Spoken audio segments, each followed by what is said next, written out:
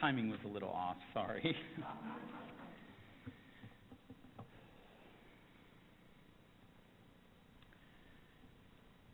My grandmother is dying. It's not the death that we had hoped for her, inasmuch as one hopes for death. She is a wonderful human being and serves as the ultimate matriarch for our extended family, with an all-encompassing and voracious love that extends to everyone she meets. As a child and a young adult, I remember her stories of her younger days. She would reminisce about her strong, able body working the Oklahoma cotton fields with her sisters. I still remember my mother telling me of the many dinners with complete strangers they would have as children, demonstrating my grandmother's unyielding compassion for others. We had very humble beginnings, and still this woman would share the little she had. As a child, I remember her amazing clarity of mind and patience in teaching me to crochet and sew. Do not ask me to crochet anymore. She had a huge hand in my upbringing, sometimes playing more of a mother role than grandmother. Both of my parents worked, and my sisters and I would spend a great deal of time with my grandmother after school.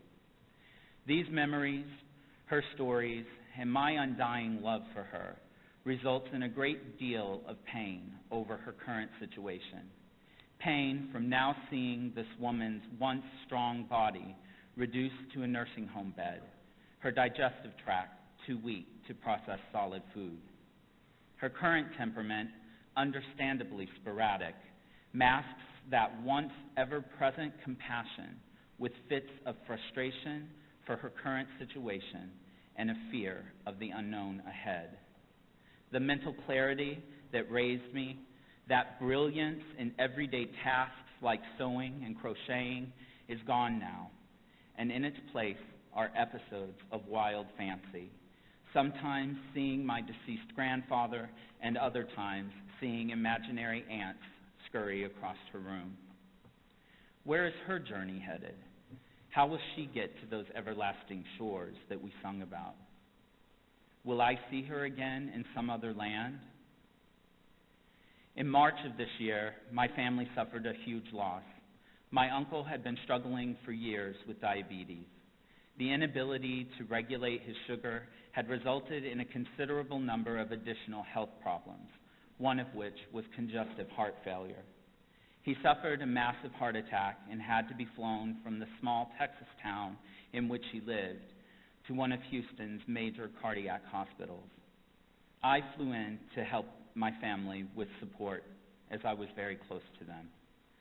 Over the week, I was lucky enough to spend quality time with my wonderful aunt, uncle, and cousins before my uncle was, as we say in my family, called home. While sad, this was expected. The immediate prior loss of his wife that same night was a complete shock. While the specifics of these examples might be a little unusual, they are, at their roots, part of life as mortal creatures here on this big blue marble. We are born, we live our lives, we die.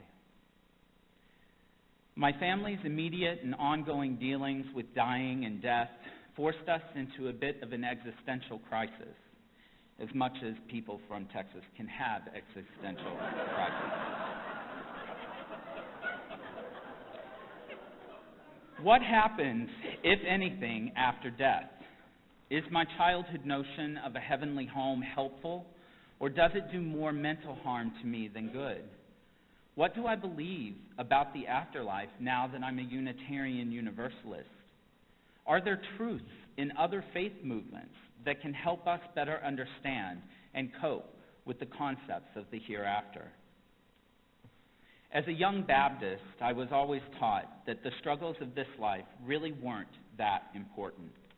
If I accepted Jesus Christ as my personal Lord and Savior, my place in the kingdom to come, also known as heaven, would all be set. Learning about this mystical afterlife took the form of stories. Stories that I must admit I still love to this day. I remember as a child attending vacation Bible school in summer months. There, I would learn a lot about being a good person, heaven and hell, and of course, salvation. I would often be quoted the Christian Bible's Gospel of John 14, verse 2. That's chapter 14, verse 2. Which quotes Jesus as saying, "In my Father's house are many mansions. If it were not so, I would have told you. I am going there to prepare a place for you."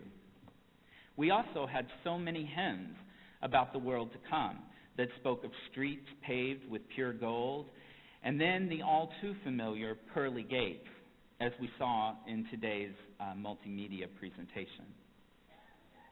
In researching the sermon and walking back through these memories and the scriptures, I was faced with an interesting discovery. Born and raised in the Baptist faith meant that I had a keen appreciation and understanding that the King James Version of the Christian Bible was really the only one true interpretation.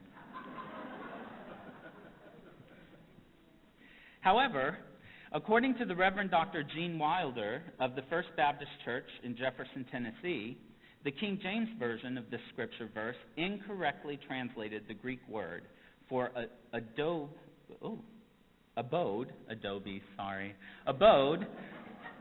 or room to the word mansion. Imagine my surprise discovering that God doesn't have lots of individual mansions for me upon death, but rather simply just has one very large house with lots of rooms for each individual. My mind has always been prepared to share in eternity in my own personal mansion with only those people I wanted. The realization that I may have gotten it wrong and that there is instead the potential of sharing a single eternal home with all of my friends and family without discretion is sombering. Reverend Dr. Wilder goes on to state that the pearly gates and streets of gold are quotes from the apocalyptic writing of Revelation, and most scholars would agree that this book, as is all apocalyptic writing, should only be seen as symbols and rarely interpreted literally. It's at this point that my writing stops and my internal dialogue goes a bit crazy. What? No pearly gates, only one big mansion. This cannot be right. Maybe I should just go back to the thought of being sent to hell for my homosexuality. Perhaps Satan can get me my own mansion. He may have a better realtor than God. Maybe.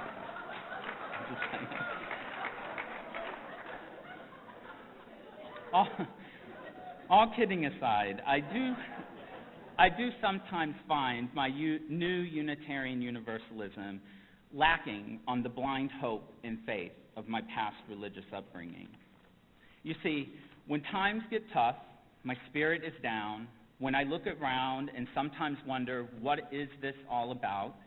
My focus on the beautiful streets of gold, the pearly gates, or reunions with prior lost family members in a large mansion always gave me hope, courage, and conviction to continue my journey. Now I find myself the shell of a jaded, bitter Baptist, shunning myself for ever believing such wild fits of fantasy. My UU beliefs in the afterlife are murky at best, and are seemingly no longer a crutch to get me through the hard times. At this point, some of you may be listening, giving me some time to redeem the rather depressing sermon. Others of you may be thinking to yourself, boy, they let anyone speak from the pulpit in the summertime. In any case, I really hope you stick with me. I promise I will try to end on a high note. You see, I do like to call myself a born-again Unitarian Universalist. I love reclaiming overtly right-wing religious terminology and repurposing it to drive conversation and discussion. My born-again UUism allows me to remind myself that our faith movement is actually full of hope for the future. that elusive feeling that I want to anchor my sadness against, my belief in UUism can give me that strength that I need. In writing this sermon, I began to wonder what the other major world religions thought of death and the afterlife. How similar or how disparate are they? The fact that my faith movement insists that I pull from more than just my background means that I have a rich opportunity to search for truth that speaks to my soul. We have already seen the biblical underpinnings of our Christian ancestors' conceptualizations of heaven. My readings led me to the second largest world religion of Islam.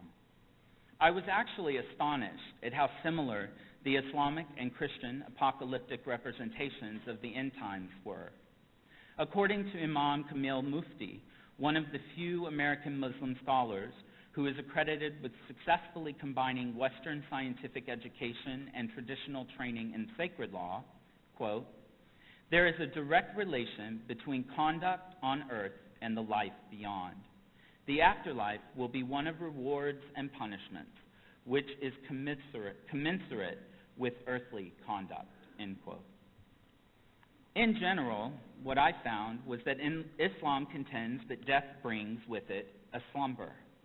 While in the sleep of death, an individual will be treated according to their deeds in this worldly life.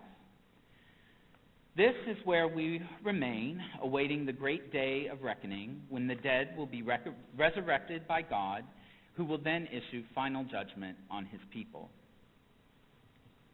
Very similar to the book of Revelation in Christianity. I also found many interesting articles and texts on the diversity of what we here in the West call Hinduism, the third largest of the world religions. There are actually many varied types of Hinduism. To me, insisting that there's only one flavor of Hinduism is more like thinking Catholicism is the same thing as being a Baptist. Christianity is diverse in their representation of sectional beliefs, just as Hinduism is. However, some core beliefs are shared across the diverse tapestry. In Hinduism, generally speaking, there is not an actual heaven, but rather our soul is reincarnated over time in a cycle of rebirth called samsara. The deeds we do in this plane of existence, referred to as dharma, work to balance our past lives' misdeeds and our present life good deeds until our cosmic karma scorecard is great enough to allow us to break from the samsara circle in what is called moksha. After one breaks from this cycle, many sects of Hinduism believe the eternal soul does reconnect to the Supreme and attains oneness, a reconnection to the divine or Brahman. Buddhism, the fourth greatest world religion, shares very similar beliefs in the afterlife with its parent religion, Hinduism. However, there is a major and interesting difference between these related religious thoughts. In Buddhism, there is no concept of an individual eternal soul. According to the Venerable K. Sri Dhammananda Mahathira of the State University of New York at Stony Brook, there is a parable, quote, "There is a parable in Buddhist texts with regard to the belief of an eternal soul. A man who mistook a moving rope for a snake became terrified by that fear in his mind. Upon discovery that it was really only a piece of rope, his fear subsided and his mind became peaceful. The belief in an eternal soul is equated to the rope of that man's imagination," end quote. To me, here, that teacher is trying to explain that the belief of an eternal soul, or Atman in Hindi, is a distraction from the important work of calming the mind and working what Buddhists call the Eightfold Path. Fixation on the soul force or its existence or not in some afterlife only distracts a person from the work required to be done on this plane. Part of the Eightfold Path is a deep belief in right actions, right livelihood, and right efforts here in this world, with no limited anticipation of the hereafter.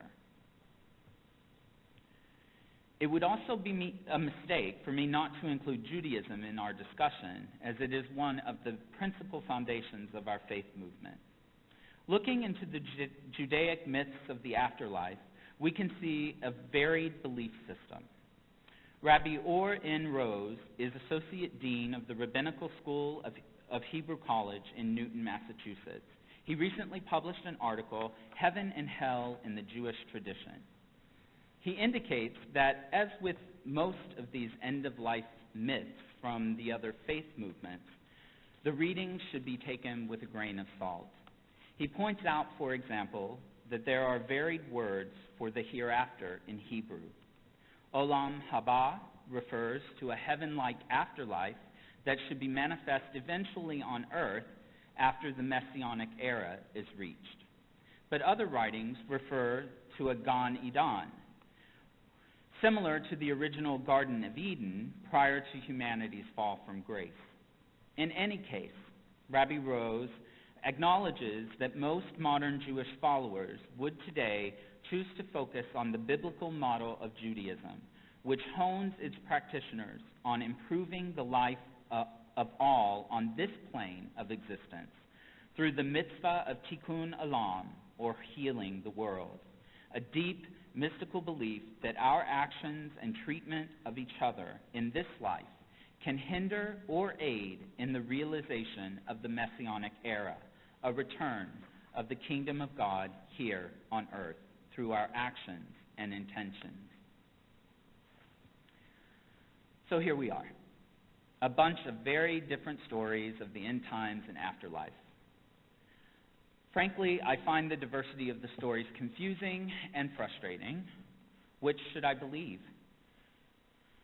Do any of them really give me any hope or comfort that I find myself missing now? I think that these are probably natural questions one asks after receiving all of this disparate information. However, like most things in our lives, it is much easier to compartmentalize differences instead of identifying similarities. If we take a step back and look at these stories told today, I think we can start to see a commonality to them all. In Islam, we learn that since our treatment while in the slumber of the grave would be commensurate with our works performed in this life, there is definitely an emphasis on our earthbound actions, or in Arabic, hasana. I find this an amazing similarity to our universalist heritage of recognizing heaven on earth by manifesting divine love through our own actions and treatments of one another in the now. This focus on the importance of our actions in the now is also visible in Hinduism and Buddhism. Hinduism has that systemic, clear interweaving of our actions, or dharma, and the results of those actions on our karma scorecard, driving our ability to break through the cycle of rebirth and death, resulting in a great awakening and or reconnection to nothing and everything simultaneously. Hearing this out loud may seem a bit overwhelming. However, I think in its very reductive forms, Islam, Hinduism, and Buddhism actually agree that it's not so much about the hereafter, it's about the now. How are we living now? How do we treat one another now? This emphasis on the current world and our interaction with each other while here is further seen in the Jewish concept of tikkun olam, or healing the world. The belief that it is our divine mandate, or mitzvah, to aid in the betterment of this world through our thoughts, words, and actions. Only our direct actions to one another will ever bring about heaven on earth. It seems to me that all of these world religions, in this reductive form, have a common truth. Now we come full circle to me and my family's existential crises. I don't think that any of my research helped me clarify what happens, if anything, after death.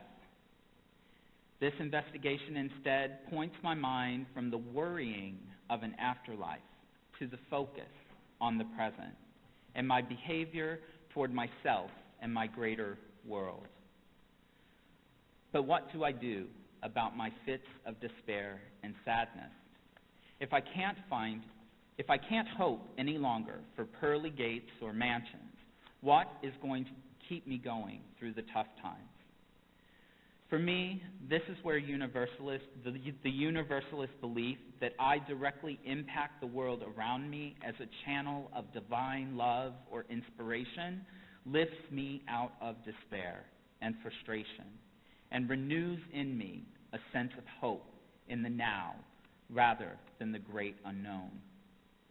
Could it be that my new eternity is now? One of our forefathers, Reverend John Murray, considered to be the father of American Universalism, is quoted as saying, "Give the people, blanketed with a decaying and crumbling Calvinism, something of your new vision. Do not push them deeper into their theological despair, but preach the kindness and everlasting love of God." To me, this religious belief focuses the practitioner on the now, forcing each of us to contemplate every physical engagement as a spiritual one that will either aid or harm the manifestation of the divine here and now. I do continue to reconcile my original childhood thoughts that my place in heaven is tied only to my salvation and not to my actions. This lack of emphasis on the now in my original Christian understanding of Jesus' teachings now to me seems contrary. I think most would agree that Jesus was ever present in the now and would likely expect us to do the same. We see this in his healing of the sick and treating all people, no matter their walk of life, with dignity and love. When I now find myself focusing on the afterlife and those pains of worry start to creep in of whether I am good enough or whether I will see my loved ones again, I will try to remember the banana tree from today's story. I pray that my life will somehow bring life anew to one or more other people. Have my deeds honored the teachings of my family and friends who wish me to be the best person I can be? Have I left this plane of existence even a little better than I found it? These are now my existential questions. I no longer care so much what is over the rainbow. I would instead much rather enjoy and contribute to the beautiful view the rainbow brings. Perhaps, in summary, my born-again UU faith perception of heaven is best summarized by the African-American 20th century poet Paul Laurence Dunbar, who in his poem entitled Religion says, "I am no priest of crooks nor creeds, for human wants and human needs are more to me than prophets' deeds, and human tears and human cares affect me more than human prayers. Go cease your wail, lugubrious saint, you fret high heaven with your plaint. Is this the Christian's joy you paint? Is this the Christian's boasted bliss? Avails your faith no more than this? Take up your arms, come out with me, let heaven alone. Humanity needs more and heaven less from thee. With pity for mankind look around, help them to rise, and heaven is found."